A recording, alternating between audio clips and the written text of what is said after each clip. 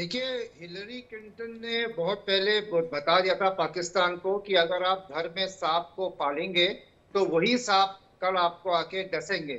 और अब वही सांप जो है उनको डस रहे हैं इस तरह से कि जो ये गुट हैं और जो अलगाववादी फोर्सेस है पाकिस्तान के अंदर, वो आपस में एक दूसरे की राइवलरी है, पाकिस्तान स्टेट के अगेंस्ट है। तो ये जो इंटर गैंग राइवलरी है, इंट्रा गैंग राइवलरी है, और कई लोग जो कि पाकिस्तान की स्टेट से सेपरेट होना चाहते हैं, जैसे बलूचिस्तान लिबरेशन आर्मी कराची में है अपनी सिंध फोर्स, उसके बाद आपके टीटीपी वगैरह में, और पीओजेके में जो लोग हैं जिन्होंने हथियार उठा लिए हैं, वो पाकिस्तान सरकार के खिलाफ जो एक्शन ले रहे हैं, वो उनके जो नॉन स्टेट एक्टर्स हैं जो उनके बीच में हैं, उनको वो एलिमिनेट कर रहे हैं।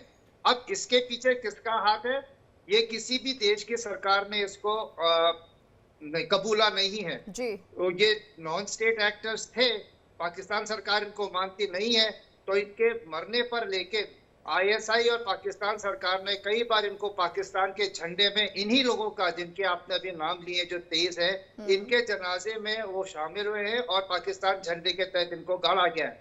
मतलब जिसने भी इनको मारा है उसने पाकिस्तान की जो इस्टेब्लिशमेंट है उसको चोट पहुंचाई है। पाकिस्तान की पंजाबी इस्टेब्लिशमेंट के खिलाफ बहुत लोग पाकिस्तान में हैं, टीटीपी है, पश्तून खुद हैं, बलोच हैं, सिंधी हैं, अपने पहाड़ी जो पीओजेके में है, गिलगित में है। तो वो जो आक्रोश तो है, उनको बस थोड़ा सा असला और थोड़ा सा हिम्मत देना कि तो अगर कोई है तो वो उन पर पलट कर जाएगा। और ऐसा ही नहीं, जो खुद लश्कर और इनके अंदर जो गुट बने हुए हैं, वो भी कई बार, क्योंकि इसमें पैसा बहुत है और इस्टेब्लिशमेंट से इनको काफी सहूलियतें मिलती है, तो अंदरूनी कलह भी इसका कारण है। और हमेशा इसको अननोन गनमैन ही दिया जाएगा। तो ये भारत के ऊपर उंगली उठाना कोई अच्छी बात नहीं होगी, लेकिन संकेत मिलते हैं कि इससे भारत को फायदा होता है।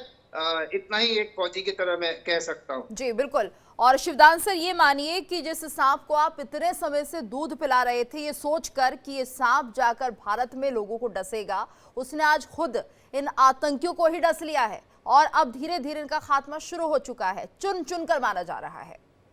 देखिए, ये पुरानी कहावत है कि ऐसे एलिमेंट्स को पालने वाले को ही ये एलिमेंट्स काटते हैं बाद में।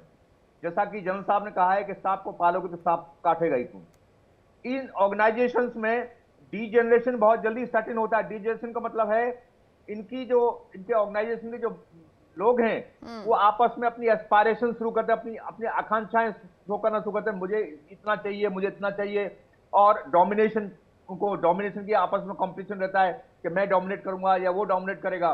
तो इस तरह की कंट्रोवर्सी, कॉम्पिटिशंस में आपस में इनके में बहुत राइवलरी पैदा हो जाती है, जिसमें एक दूसरे को एलिमिनेट करने की कोशिश करते हैं। जो भी इन्फ्लुएंशियल होता है दूसरे को एलिमिनेट करता है। इसके अलावा जैसे बलूचिस्तान में है, खैबर पख्तूनख्वा में है, इन एरियाज में ये अपने डोमिनेशन के लिए कि ये क्षेत्र मेरा है, इस क्षेत्र में मैं ही ऑपरेट करूंगा, इस डोमिनेशन के चक्कर में भी इनमें आपस में राइवलरी होती है, जिसमें एक दूसरे की किलिंग करते हैं। इसी प्रकार से इनके आपस में लॉट ऑफ मनी इन्वॉल्व है, काफी और चीजें इन्वॉल्व है, जिनके वजह से ये एक दूसरे की किलिंग करके उसको सफाया करने की कोशिश करते हैं। इनमें ज्यादातर इंटर गैंग जो राइवलरी होती है उससे एक दूसरे को सफाया होता है, और ये तो होना ही था। इसलिए कोई भी सब देश या सिविलाइज कंट्री अपने कंट्री में सिवाय पाकिस्तान के इनको नहीं पालता है, क्योंकि ये जहां भी रहेंगे वो आपस में इस तरह के शुरू में अपना कुछ काम करके दिखा देंगे उन्हें कि हमने आप ये किलिंग कर दी, वो कर दी, मगर उसके बाद ये उसी कंट्री के लिए बोझ साबित होते हैं, जो पाकिस्तान के लिए हो रहा है। आज पाकिस्तान बर्बादी के कगार पर क्यों पहुंचा है?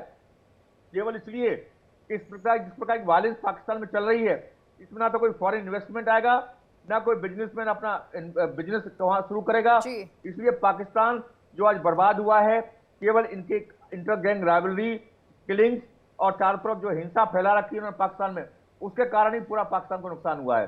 अभी भी टाइम है कि पाकिस्तान को इनका सफाया करना चाहिए और पाकिस्तान को प्रॉपर डेमोक्रेसी वहां पर स्टेब्लिश करनी चाहिए।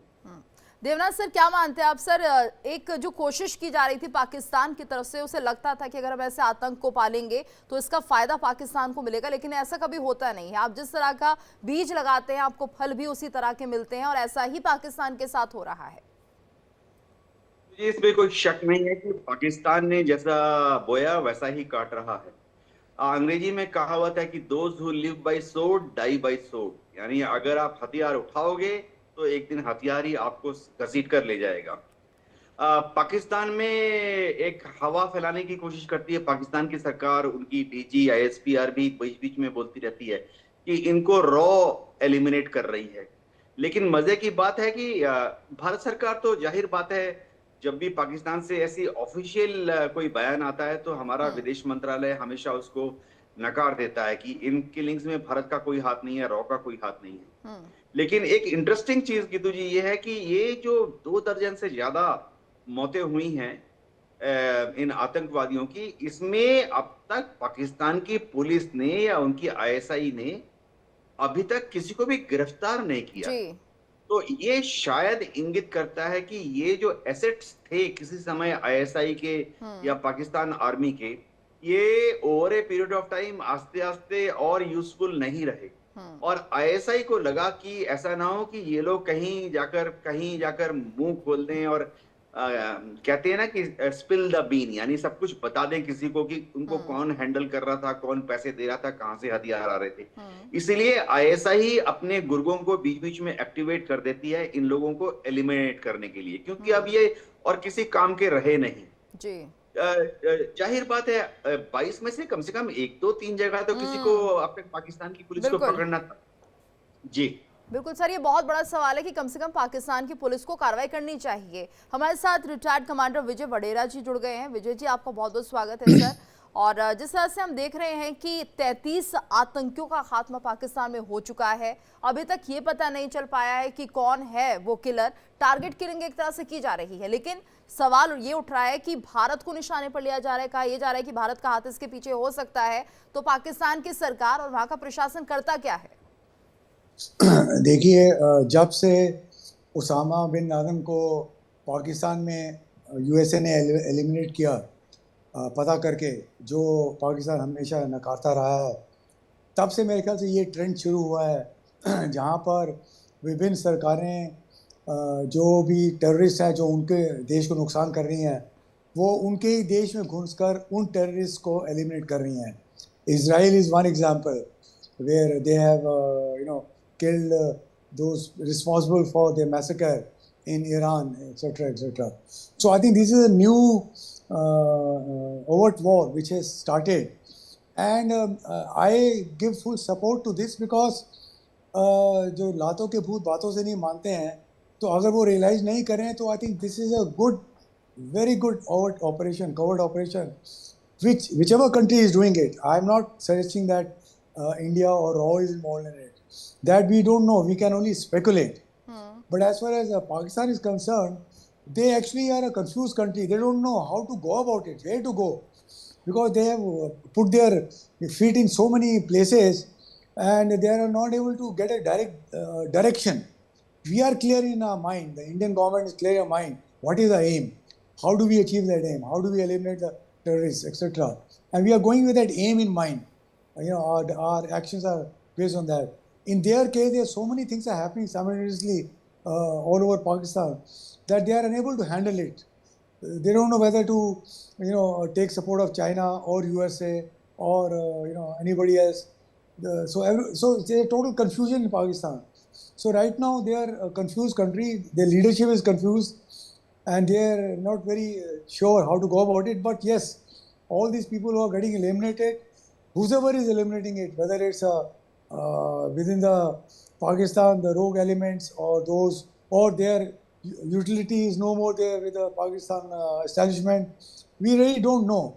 But I think we only can welcome it because they are the global, terrorists, declared terrorists, and we welcome this step of their being eliminated.